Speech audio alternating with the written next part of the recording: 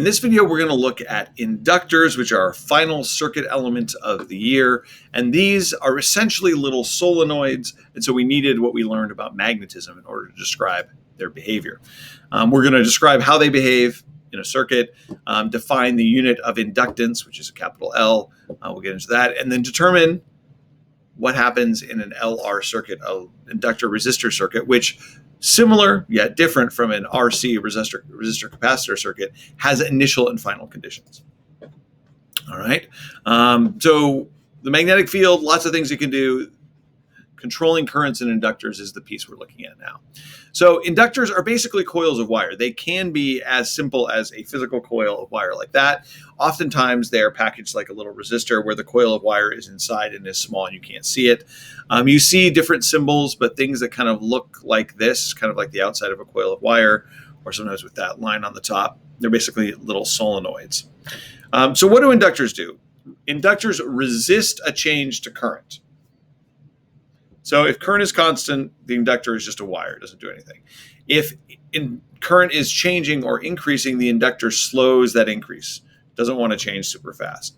And this has to do with that electromagnetic induction idea that we saw, where if you were to change the flux through an inductor, right, it induces a current that opposes the change. So if you're changing something, changing the current, you're obviously changing the magnetic field inside, and then it wants to react.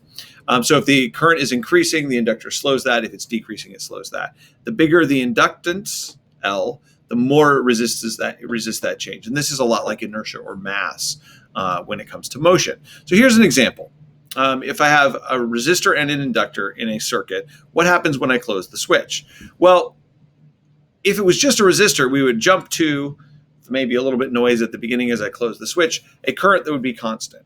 But because there's an inductor in there, it does not want to change from zero to some current, right? It resists that change. So the current increases up to its final value, and it gets a curve that should be beginning to look familiar. That's going to be 1 minus e to the negative t over tau relationship. We'll get to that. So the initial and final conditions of an inductor are that initially it kind of acts like a battery with an EMF opposite the direction. It opposes the flow.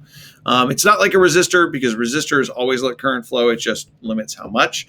At the very beginning, there is no current the instant you flip the switch, which is kind of an odd thing. And then at the end, it just acts like a wire, just constant current. So what happens then? What happens if I flip this switch now from A to B and I've got current flowing through an inductor, right? It's at its steady state, and I flip the switch. Now, there's no charge stored in that inductor, but we know there's current flowing through it, and we know that inductors don't like to change their current, right? That's something that they resist. So if I flip the switch, suddenly, instead of dropping all the current immediately and going to zero, it still has that current. It changes slowly. So it decays down to zero current over time, which, again, seems a little bit odd. How is it possible that there's current flowing and I disconnect the battery and it just keeps flowing? But that's the way it works. Notice I can't just disconnect it, because then, of course, current wouldn't flow. But if I can flip it over to another path for it to flow through that doesn't have the battery, it will flow until it decays down to zero. So how does it actually do that? Well, think about what's going on inside of an inductor, right? The inductor is a solenoid, so we're looking through it like, a tube. When there's no current flowing through it, there's no magnetic flux. But as soon as and when you get up to steady state, it has a big magnetic flux equal to the magnetic field inside times the area. And so to go from one of these to the other, we are changing the magnetic flux, which means we are inducing a current that is opposite the current we're trying to put in, right? So here's how it works, right? As you start to get flux in there from a current flowing one way, an EMF is actually induced against that current. This is sometimes referred to as a back EMF, an EMF that is backwards or opposing what is happening, what is being induced. Another way to think about this is that battery analogy, right? It's acting as if it's a battery flipped around, preventing current from flowing. So inductors exhibit what we call self-inductance, which is kind of a weird thing. But basically, the changing flux is generated by the inductor itself because it's a solenoid. The only reason you're getting flux inside is because there's a current running through it, and then they oppose the change. It's very strange. And that's one of the reasons we save it to last, because there's a lot to think about to make it work. So how do we understand these? They're kind of the opposite of capacitors. And so we want to compare them to capacitors. Capacitance is charge stored per volt. Inductance is a magnetic flux per amp. And for an inductor, which is a solenoid, there's the magnetic flux through one coil divided by current multiplied by the number of loops, right? So the bigger the L, it's going to happen with more loops, right, as you go through it, and more back EMF.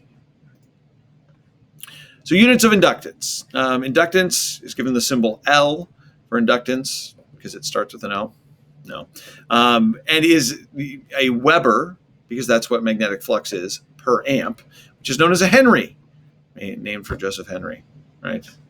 He likes that unit. So now you have the ability to kind of start filling out this last part of the page. This is on page 47 in your packet. And so we need to talk about how we fill that out. The voltage across an inductor, right? We want to use Faraday's law and the loop rule. So Faraday's law says the EMF induced is N times the change in flux. The inductance is flux over current times N. So we can solve for flux, the inductance times the current divided by N. It's changing. And so we can substitute that through, and we find that the EMF is equal to the inductance times the rate of change of current. How fast is current changing? The inductor voltage then, right, matters about how fast we're trying to change. And so this goes into our things to know table. Sorry, I forgot to mention this. Right, there's a negative there just like there is with Faraday, any other Faraday's law relationship, right? It's opposing a change. Move that out of the way. So for example, a 10 Henry inductor decreases at a steady rate. What is the EMF? It's important to know this rate. The fact that it would decrease at a steady rate is not usually what we observe because we saw those curves, but this makes the calculations easier. It opposes the decrease in current, so L acts like a battery pushing in the same direction. And that's what you get, 50 volts. So when we talk about inductor resistor circuits or resistor inductor circuits, the inductor initially supplies whatever voltage is needed to oppose the change. That's what it starts with. So you flip the switch and you have zero current through that part. So we can kind of think through what's happening here. Initially, no current is going to flow through resistor 2 because that's how inductors work. They prevent current from flowing.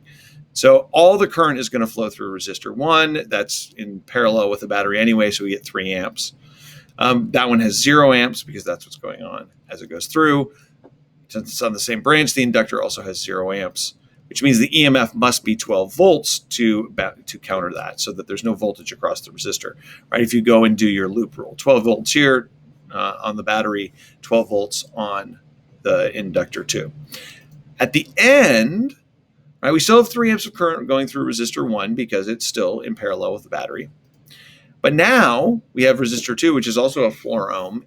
It has 3 amps of current running through it because the inductor acts like a wire. It just lets the current go through. And we're going to, for the sake of these calculations, assume it's an ideal wire. It, of course, has some resistance, but we're not going to talk about that.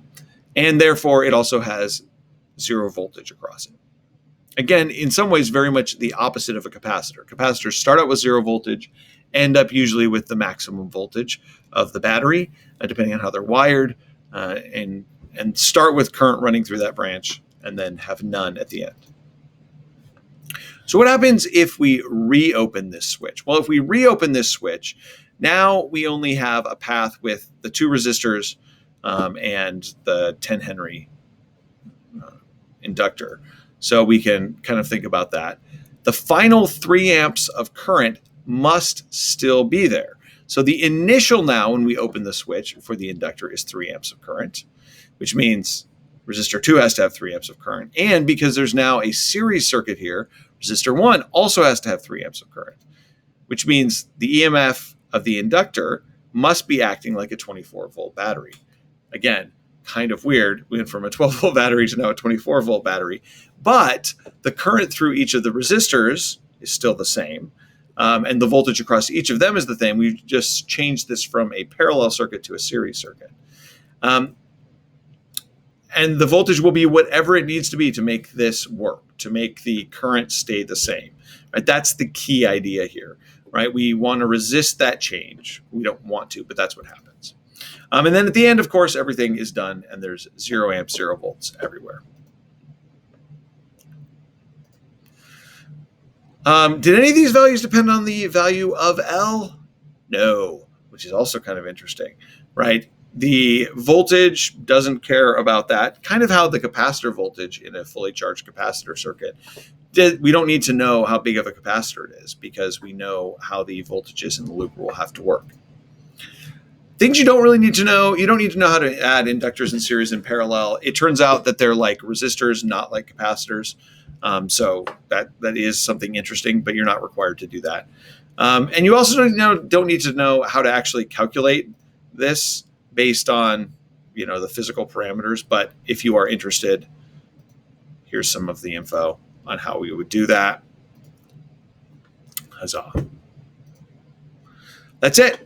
Those are the ways that inductors work in a circuit, initial and final. We're also going to look at the transient states, if we can come up with an equation for those curves. That'll be the end.